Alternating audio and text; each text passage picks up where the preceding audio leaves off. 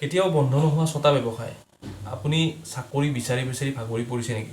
কি কৰি জীৱনটো চলাব, কেনেকৈ ডাঙৰ হ'লে কি কৰিব, এই বস্তুবিলাক ভাবি ভাবি আমি বিভিন্নজনে হতাশাত গুচি যাওঁ। কিন্তু কি কৰি চলিলে আপুনি নিজৰ ভাল উপাৰ্জন কৰিব পাৰিব, কেনেকৈ চলিব, নিজৰ পৰিয়ালবৰ্গ কেনেকৈ চলাব। উচ্চ শিক্ষা থকাৰ পিছতো আপুনি এটা ভাল চাকৰি পোৱা নাই, আৰু উচ্চ শিক্ষা থকাৰ পিছত আপুনি দিন হাজিৰা কৰিবলৈ যাবলৈ অলপ বেয়া লাগে নিজৰ, কিন্তু আপুনি কিবাটো কৰিব লাগিব নিজৰ জীৱনটো চলিবৰ কাৰণে। কিন্তু কি কৰিব, তাৰে মই ছটা কেতিয়াও বন্ধ নোহোৱা ব্যৱসায়ৰ কথা ক'ম, যিকেইটা ব্যৱসায় কৰিলে আপুনি লাভান্বিত হ'ব। হয়, নমস্কাৰ, স্বাগতম জনাইছোঁ মোৰ ইউটিউব চেনেলৰ অন্য এটা ভিডিঅ'লৈ। যদি চেনেলত নতুন তেতিয়াহ'লে ছাবস্ক্ৰাইব, শ্বেয়াৰ, লাইক এটা কৰি দিব। কেতিয়াও বন্ধ নোহোৱা ব্যৱসায়ৰ প্ৰথমটো ব্যৱসায় হ'ল পানীৰ ব্যৱসায়। বিশ্বজুৰি এতিয়া খোৱাপানীৰ সংকট কি সেয়া নগৰ চহৰত থকা মানুহে ভালকৈ বুজি পায়। গুৱাহাটীৰ কথা যদি কোৱা হয়, গুৱাহাটীৰ সৰহ সংখ্যক মানুহে পানী কিনি খায়, বা গা ধুবলৈ বা কাপোৰ ধুবলৈও পানী কিনি ব্যৱহাৰ কৰিব লগা হয়। পানীৰ সংকট আৰু বৃদ্ধি পাই গৈ থাকিব, কাৰণ ভূগৰ্ভৰ জলন্তৰ এতিয়া কমি আহিছে। কিন্তু মানুহ থকালৈকে, মানৱ সভ্যতা থকালৈকে পানীৰ প্ৰয়োজন হৈ থাকিব। পানীটো আপুনি খাবই লাগিব জীয়াই থাকিবৰ কাৰণে। গতিকে পৃথিৱীত মানুহ থকালৈকে পানীৰ ব্যৱসায় চলিব। এইটো হ'ল প্ৰথমটো ব্যৱসায়। দ্বিতীয়টো ব্যৱসায় হ'ল খাদ্যৰ ব্যৱসায়। জীয়াই থাকিবলৈ আপুনি মই সদায় খাদ্য খাবই লাগিব।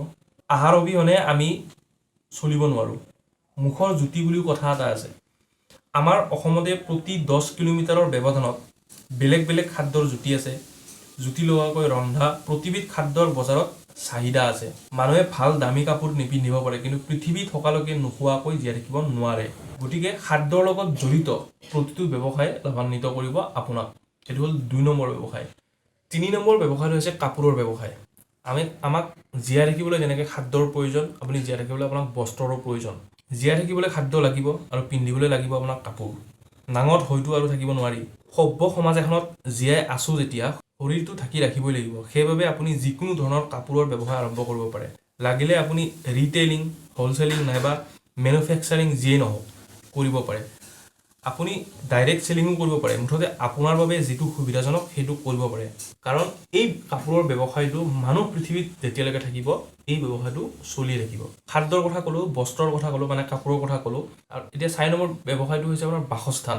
মানে জীয়াই থাকিবলৈ যিদৰে খাদ্য আৰু বস্ত্ৰৰ প্ৰয়োজন, একেদৰে মানুহে জীয়াই থাকিবলৈ কিহৰ প্ৰয়োজন? বাসস্থান প্ৰয়োজন। মানে আশ্ৰয়স্থল আপোনাক লাগিবই, নহ'লে আপুনি ক'ত থাকিব? ক্লান্তি অৱসাদ দূৰ কৰিবলৈ আপোনাৰ শেষ আশ্ৰয়স্থল বিচনাখনেই। কেৱল মানুহেই নহয়, পশু পক্ষীয়েও নিজাকৈ আশ্ৰয়ৰ ব্যৱস্থা কৰি লয়। গতিকে মানুহকতো লাগিবই। আপুনি য'তেই নাথাকক, লাগে ঘৰ এখন আপোনাক লাগিবই। আপুনি ৰিয়েল ইষ্টেট সম্বন্ধীয় বা বিল্ডিং সম্বন্ধীয় সৰু ডাঙৰ যিকোনো ব্যৱসায় কৰিব পাৰে। ঘৰ এখনৰ বাবে প্ৰয়োজনীয় সামগ্ৰী বিক্ৰী কৰিব পাৰে।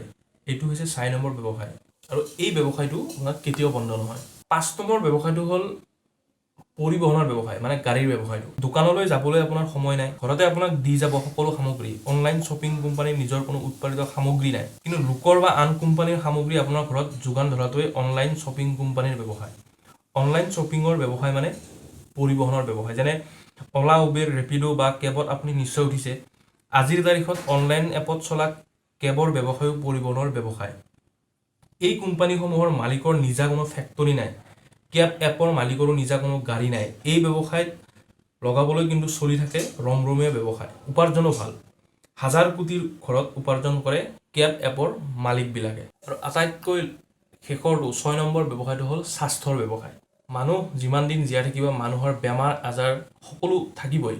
তো স্বাস্থ্যৰ ব্যৱসায়টো আপুনি বিচাৰ কৰি ল'ব পাৰে। কাৰণ যেতিয়ালৈকে জীৱন থাকিব, জীৱনটোক বেমাৰৰ পৰা বচাই ৰাখিবলৈ মানুহে তাৰ প্ৰতিকাৰ গ্ৰহণ কৰিবই লাগিব। কোনো বাৰ্গেনিং নথকা ব্যৱসায় এই স্বাস্থ্যৰ ব্যৱসায়টো। আপুনি ৰিটেইল, হ'লচেল বা ডিলাৰশ্বিপ লৈ এই ব্যৱসায় আৰম্ভ কৰিব পাৰে। কাৰণ আজিকালি মানুহক বেমাৰে লগ নেৰা হৈছে। প্ৰতিখন ঘৰতে এজন নহয় এজন এনেকুৱা মানুহ আছে যি দিনটোত এবিধ হ'লেও মেডিচিন গ্ৰহণ কৰে। গতিকে স্বাস্থ্য সম্বন্ধীয় যিকোনো ধৰণৰ ব্যৱসায় যদি আপুনি আৰম্ভ কৰে, তেন্তে এই ব্যৱসায়ে আপোনাৰেই নহয়, আপোনাৰ সন্তানৰো ভৱিষ্যত সুৰক্ষিত কৰিব। যদি ভিডিঅ'টোৰ পৰা কিবা এটা শিকিব পাৰিছে, যদি ভিডিঅ'টো চাই ভাল লাগিল, তেতিয়াহ'লে চেনেলটো লাইক, ছাবস্ক্ৰাইব, শ্বেয়াৰ এটা কৰি দিব। ধন্যবাদ।